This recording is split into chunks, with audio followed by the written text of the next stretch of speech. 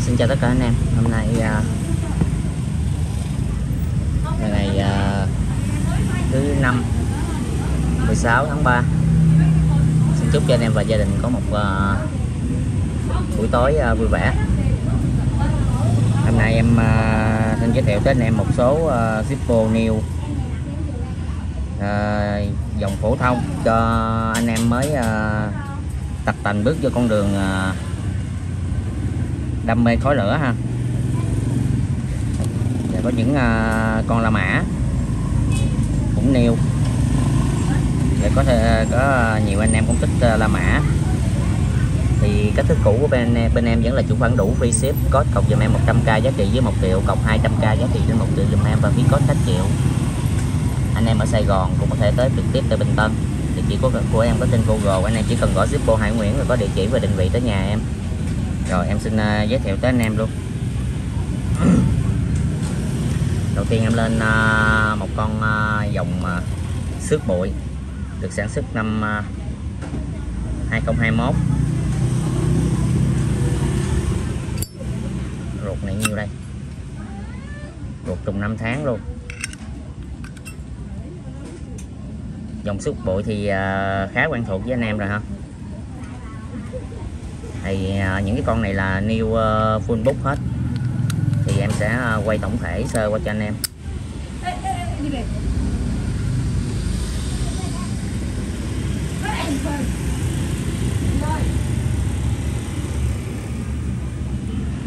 Những cái con này thì em đã canh chỉnh năm cho anh em rồi. Hầu hết là những cái con này âm thanh nó hay, to vang.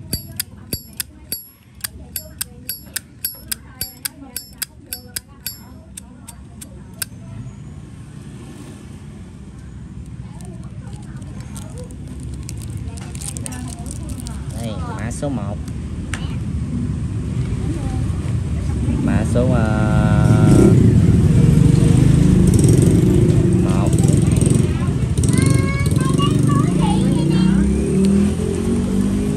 400k new full book nha anh em. Đã canh chỉnh âm cho anh em rồi. Cái này có thể làm quà tặng hay là quà tặng sinh nhật rồi này nọ, anh em bạn bè đâu á. Tại vì giờ mình đi đám, một cái đám tiệc thì cũng 5 xị rồi. Thời buổi giờ đi là cũng phải 5 xị rồi. Nhưng mà tặng người ta một cái Zippo như vậy thì nó có thể là có người ta nhìn vô nó có giá trị hơn. Con này là phai xước 2 mặt, sản xuất 2022 ha.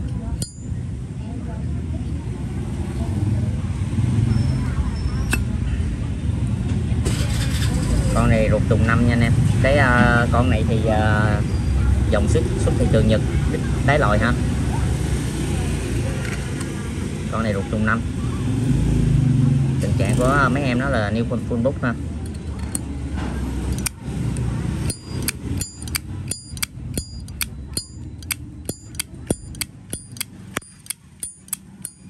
Mấy con này âm thanh nó to vang, nó hay.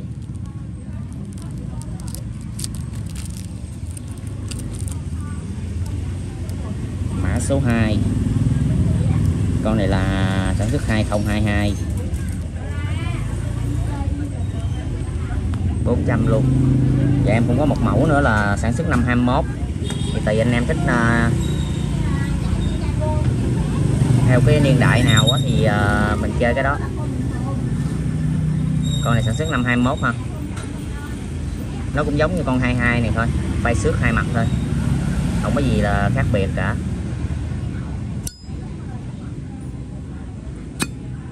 Mở âm thanh ra là nghe nó phê rồi.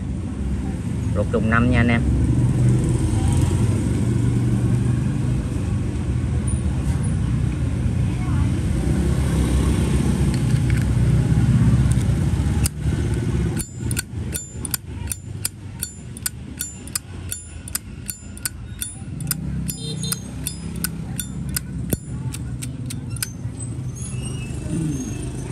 Rồi con này cũng 400 luôn.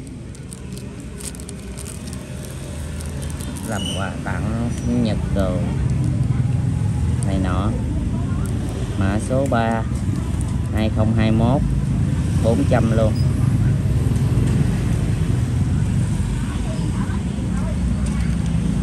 Rồi em lên một con vinh tẹt ha,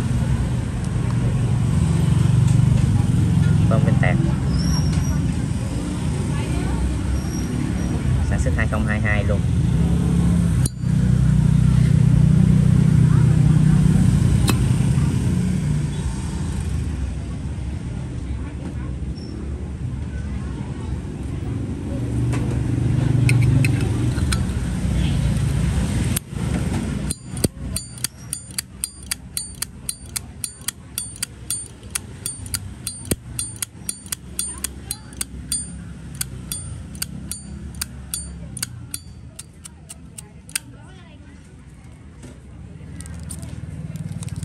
Viên tẹt này thì nó cao hơn nha anh em,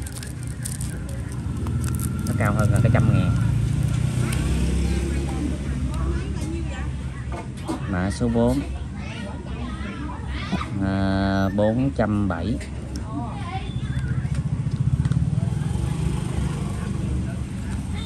Rồi em lên một con nêu nữa, con này sản xuất 2016 dòng HB ha.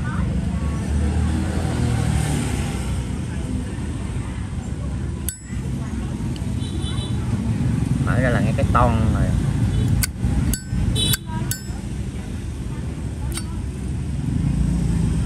Ruột trùng 5 tháng luôn ha.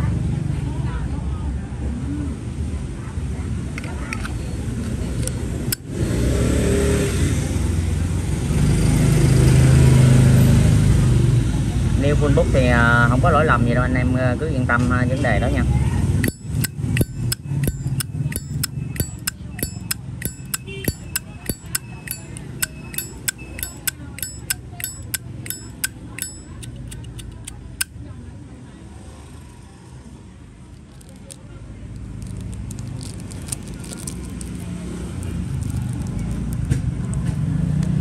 Mã số 5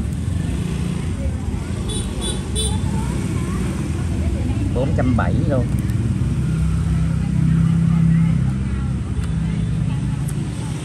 Rồi em lên một cái con sản xuất 213 in sơ cấp nhiệt chủ đề G ha, nó còn tem giá trên này.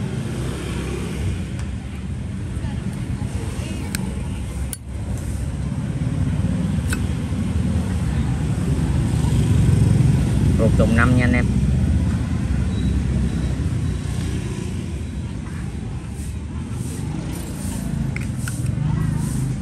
Cái con này thì không biết nó chừa cái này, nó chừa cái chỗ trống này để làm cái gì, thì em mới thấy em một cái đồng xu để lên thì thấy nó hơi hợp. Em sẽ đọc lạ anh em. Này em dán keo hai mặt để ốm cho thử thôi. Anh em nào chốt thì yêu cầu em dán thì em tặng kèm cho cái này để dán vô luôn. Con này sản xuất 213.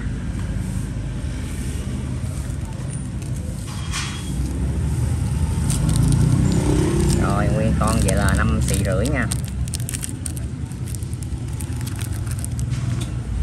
Này có chủ đề mã số 6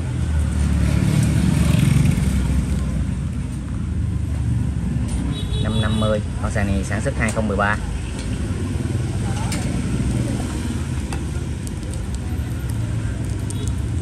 Rồi em lên một con HB cắt CNC chủ đề về rượu Chimpem, hãng rượu.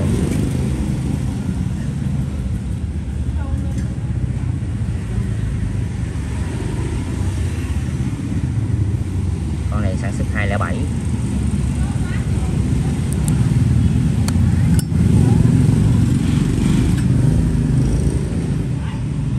Con này ruột là đầu năm cuối năm nha anh em. Vỏ tháng 1 2007, ruột tháng 11 năm 2006 ha. Ruột chuẩn đời ha, nó lệch chuẩn.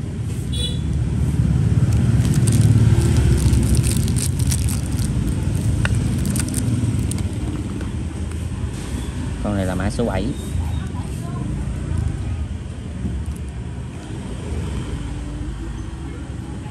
$600k. Số thấp anh em.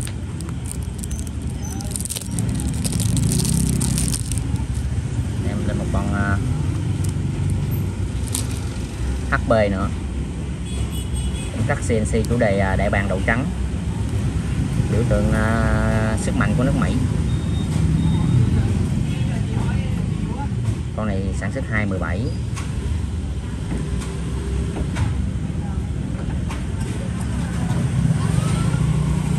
Càng nó cũng như nguyên tam đó.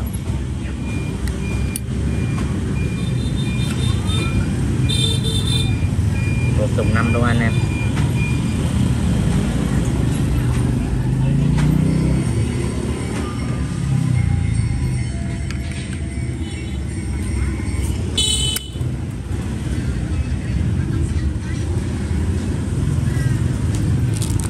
Con này thì nó cao hơn những cái con kia là tại sao? Vì nó có cái chủ đề này.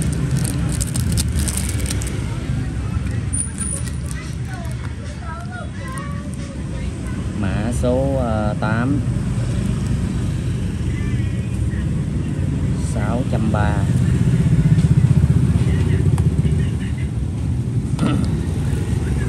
Rồi em lên một con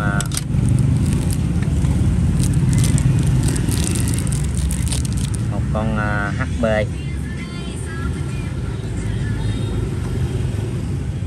sản xuất năm 94.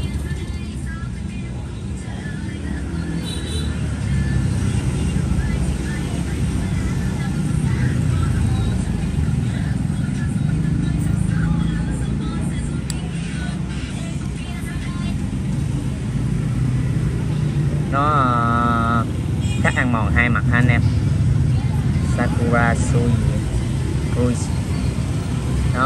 Con này nó hơi bị xước tơ nhẹ nha anh em, bởi vì cái dòng HB nhiều khi lấy ra lao vậy nó cũng bị xước nha anh em. Tình trạng con này là new.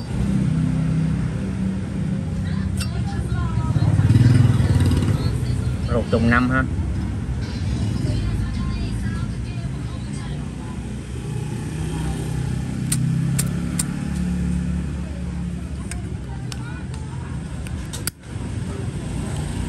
Những con này em chưa có canh, những con La Mã thì em chưa có canh chỉnh năm cho anh em. Tại vì cái này thì anh em có yêu cầu thì em mới chỉnh nha.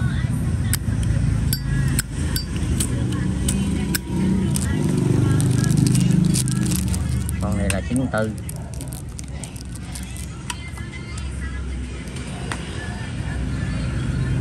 Một 994 mã số 9.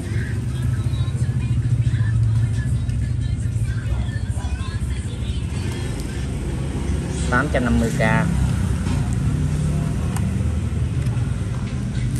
Rồi em lên một con chủ đề về Zippo nữa, cũng dòng HB luôn, cắt ăn mòn chủ đề Zippo ha.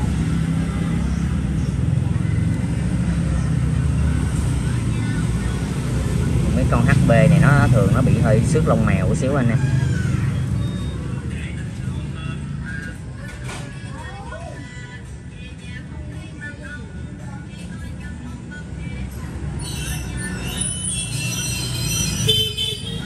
Con này sản xuất năm 96.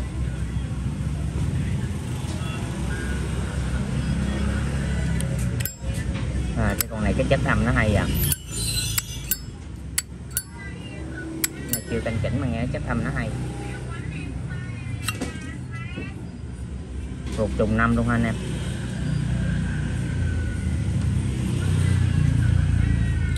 Con này còn kẹt đá nè.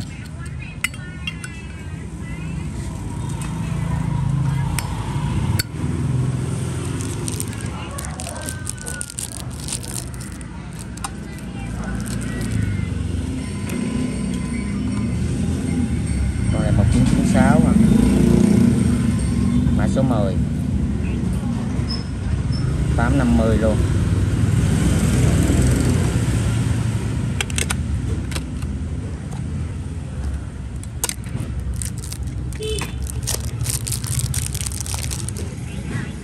Thêm một con HB nữa, cũng khá ăn mòn luôn. Cái chủ đề về nói về chiếc xe cổ này.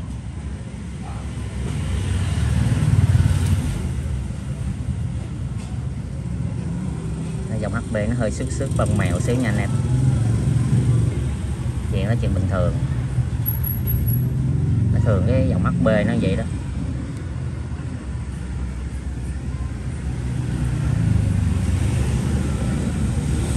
Con này thì sản xuất năm 92, lỗi mờ mọc ha, ngay cả vỏ luôn. Dòng cái chạy này ngay cái năm trong giai đoạn của nó.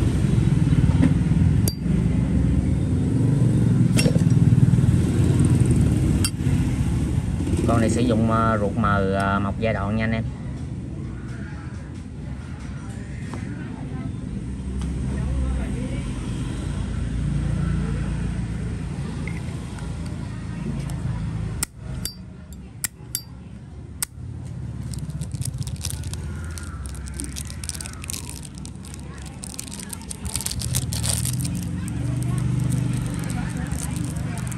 Này 1992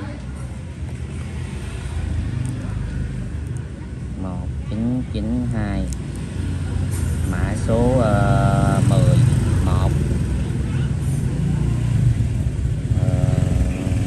850 luôn.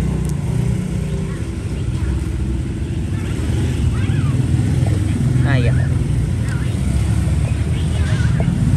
Rồi em lên một con nữa về chủ đề Zippo nữa, cũng là dòng HB.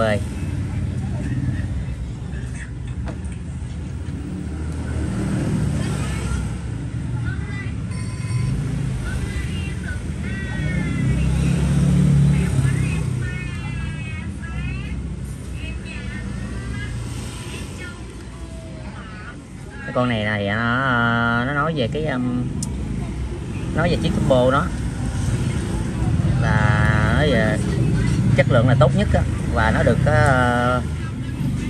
bảo hành và thay thế tất cả cái linh kiện nó là miễn phí. Ý nghĩa nó như vậy, em mới dịch sơ sơ vậy đó. Không biết đúng hay không. Rồi con này ruột trùng 5 tháng luôn nha anh em. Những dòng ruột trùng 5 tháng, nhiều mấy dòng La Mã này thì thường Zippo nó cũng vậy thôi, nó rất là ít. Nhiều anh em biết kiếm trùng 5 tháng thì nó rất là khó, bởi vì xác suất của nó khó, nó ít, số lượng nó ít chứ không phải là không có, nhưng mà nó ít. Con này kẹt đá nha.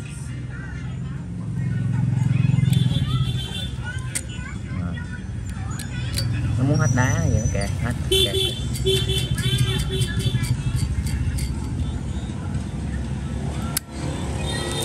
Rồi con này 1995 900, ruột trùng 5 tháng thì nó ruột trùng 5 tháng nó cao hơn.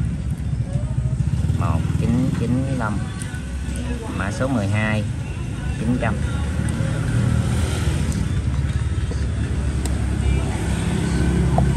Rồi em xin xuống video ở đây. Anh em thích mẫu nào thì chụp màn hình gửi qua Zalo giúp em. Xin cảm ơn tất cả anh em đã xem hết video của em. Mấy anh em mới xem kênh chưa đăng ký thì cho em xin một lượt đăng ký ha. Xin cảm ơn tất cả anh em rất là nhiều, và hẹn anh em ở video ngày mai. Xin chào tất cả anh em.